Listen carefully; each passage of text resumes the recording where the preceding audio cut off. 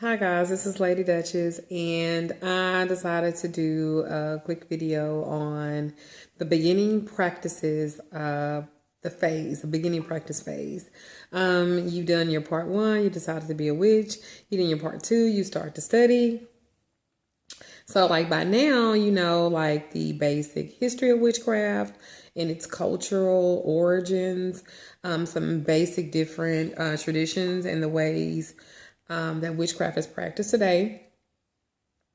Basic ethical guidelines such as the Reed or the law of three. A basic overview of karma and reincarnation, deity names and aspects, the elements and correspondence, basic tools of the craft and their use in ritual work, some divination, visualization, and meditation techniques. Folklore and mythology. Yeah, you've been reading, studying. Yeah. Probably not. Okay, so great. You have the foundation from which you're continuing your studies, you're building, you're growing. You stop to ponder about like new materials and visions. Remember to go slow and to reflect on the concepts, what personally mean to you. That's so important. That is so important. Again, it's like really good to like just let them really integrate into your spirit. So you can become the real you, so they can become real to you. They become a part of who you are, how you think, how you feel. So you got to practice, right? So like during the practice phase, the beginning phase, chances are you've probably already dabbled a little bit. And so some techniques of the ritual work. And even if you've only begun in your mind, you're beginning to like feel the stirrings of a desire to do the workings, right? That make up this point. You've only been reading and hearing about, and now you're excited and you're ready to, get at it. Where do you begin, right? So you dig through your books and you find a ritual that appeals to you, or you do like a specific need spell that you need in your life right now. What you put in your journal, what you put in your book of shadows that you've underlined is important or particularly relevant at this point. What do you feel? You will notice that you'll notice that a lot of times feelings, how you feel is like really, really important. How you relate to this. Feelings informs you through feeling tones of the value of things. Feelings tell you, for instance, whether this is acceptable or agreeable or not for you. It tells you what a thing is worth to you. Like it's thinking like a rational function at this point. At the beginning, also you'll look for like symbolism. The subconscious mind works through pictures and it works through symbols. So this is where the inner work that you do is like the starting point of magic, M-A-G-I-C-K. Look over your magical tools and objects. Choose one or two at random, touch them. Hold them in your hands, close your eyes. What are they saying to your inner self? What images do they bring up? What memories do they unlock, right? You're using your imagination. You're not making things up when you're using your imagination, at least not in the sense that most of us have been led to believe, right? If you believe that if you've ever been reprimanded for like daydreaming in class or like at a dinner table or something like that, you gotta like relearn and give yourself the permission to unlock those powerful tools again. Allow yourself to some flight of fancy time each day, just thinking and manifesting and seeing stuff in your mind. It's quite lovely. Imagination is like the ability to use your mind creatively.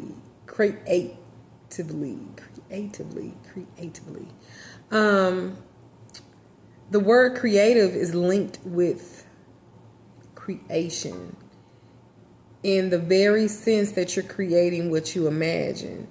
Just as a sculptor kind of has the image of work in his or her mind that he seeks to like unlock that image into a physical form or material, that's how you create magic. You are taking the images from the surface as a result of your meditations and your desires, and kind of put them into a physical form. Have you used your imagination today? Now you put the symbolism, the imagination together. Boom. Boom. What symbols come into mind? What did your imagination do with these images, right? Ask a question and see if the images change around and become more clear. Don't be surprised where you may end up. Your subconscious mind is very rich. It's a very rich and fertile place. It's our playground of your spirit. It's where anything is possible. Unlock it, unleash it, and wake up.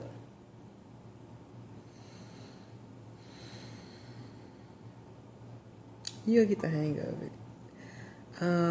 The next exercise is like the first step of like these braids are still tight. Do you hear me? Okay. The next exercise will be the first step from like mental and spiritual into the physical spiritual realm. This is where you actually do the work. You'll start slow, build each step from the previous step. Don't rush this process. It's very important. Let me explain. Do you remember as a child, like hearing your favorite story that you never grew tired of like hearing, right? You knew the entire book by heart. Part of it is the magic for you was knowing the entire story by heart. And remember how you would correct the reader of the story if they tried to skip a part or change the words. This story for you was a ritual. The retelling of it like the same way over and over was important to you. Because there was no surprises, there was no changes. You could relax and really get into the entire tale in your gasp. Imagination, right? So don't tell your mama and daddy they read you that bedtime story or granny, but they were your first witchy teacher. Like the gestures, the tools, the workings of your beginnings, the ritual practice should be the exact same every time you do them during the beginner practice phase. The repetition trains the subconscious mind to remember what's coming next. The subconscious is like the little child who wants to hear that story the same way over and over again. The ritual repeated over and over again provides a safe and comforting setting for both you and your imagination. And the symbolic element to like expand you and grow you. You got plenty of time to get fancy later, honey. So, the do's and don'ts. Here we go. Do the basic ritual, outline something like this. Cleanse your altar. Prepare your altar. You don't have to be like really elaborate. Just a few tools, light some candles, cast your circle, welcome the elements, welcome the deities if you want to use them, stating your purpose of the ritual, magical workings or devotions, raising your energy, releasing the energy, grounding, thanking the deities, thanking the elements, closing the circle, eat your snacks. That's a ritual. That's a ritual. There are many like similar or elaborate rituals, Many traditions have their own formats as well. But if you know how to do the basic ritual, you will pretty much be comfortable in any open circle that you attend. Do start beginning the stuff that I said at first, like the cleansing the altar, preparing the altar, like do start doing it. Make notes every step in your journal, you know, how you plan your ritual. Like how will you cleanse the working area? Salt and water. How will you do your best your broom? You know, what will you place at your altar? Make a list of first things, something you won't forget. Matches is like the most classical. Oops, you'd be like, oh dang, I don't have no matches. Take your time, sit quietly, center yourself before you begin. Be honest about your feelings. Are you excited, scared, nervous? This is normal. This is important stuff and not to be entered in lightly, okay? Do talk to old witches about practicing, although they already know this and they already can help you. It's reassuring to kind of state your case, you know, in the effect of you don't want to do anything wrong. You haven't practiced, you're practicing, and the practice involves a certain amount of trial and error. You know, nobody's upstairs like laughing at you because we now been there. Perform the steps carefully, slowly. Let the symbols enter your inner self. Take time between each step to think about how you felt about the ritual or what you did.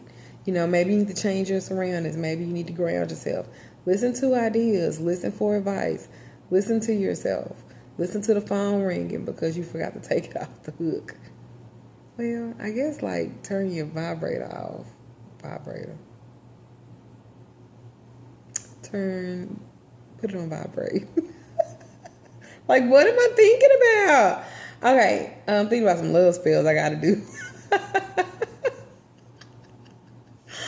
Oh my God. I have like 2 love spells I need to do. Anyway, you know, listen. You know, we ask for things, we do things, but we don't take time to listen to the answers. You know, we write everything down, doodle impressions of, you know, in the margins. You know, these symbols may be important later. You know what I'm saying? Remember that. The same basic ritual over and over and over and over again rather becomes boring. You'll probably find that it becomes more meaningful each time you do it. However, you know, use your imagination with it.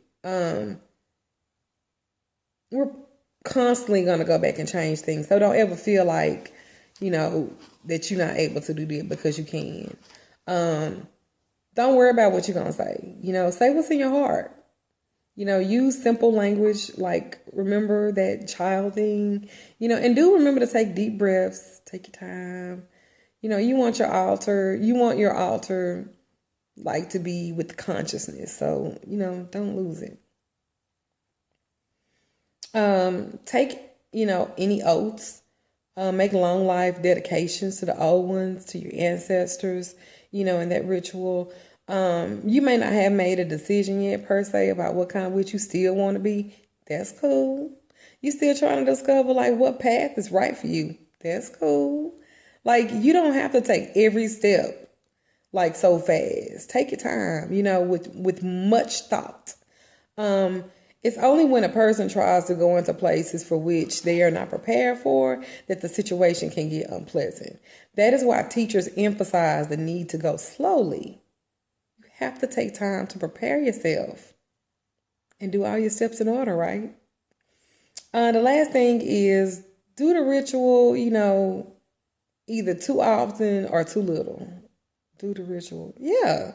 Like formulate a regular schedule. Maybe like once a week to kind of stick to it for a while. If you're one of them people that it's hard for you to stick with things, and I know a lot of them. No, I'm just kidding. They shall remain nameless. If you really desire to do something on a daily basis, simplify candle rituals in the morning or the evening. They just fine. Just fine.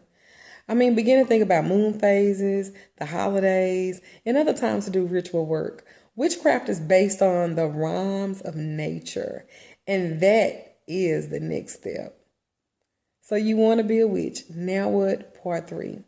I don't know how many of these I'm going to do, but I do want to help you guys. I didn't really have anybody to kind of teach me. You know, I had to kind of learn on my own. So if I can make this process better or easy for you, I'm all for it. This is Lord, this is Lady Duchess. I need to go to bed. This is Lady Duchess. I appreciate you. Thank you for following me on Facebook, in my regular page, in my Infinite Energy page. My email address is Magical Lady Duchess, and that's MAGICKAL Lady Duchess at gmail.com. I love you guys. I'm going to bed. It is almost 2 o'clock in the morning. Good night. Bye.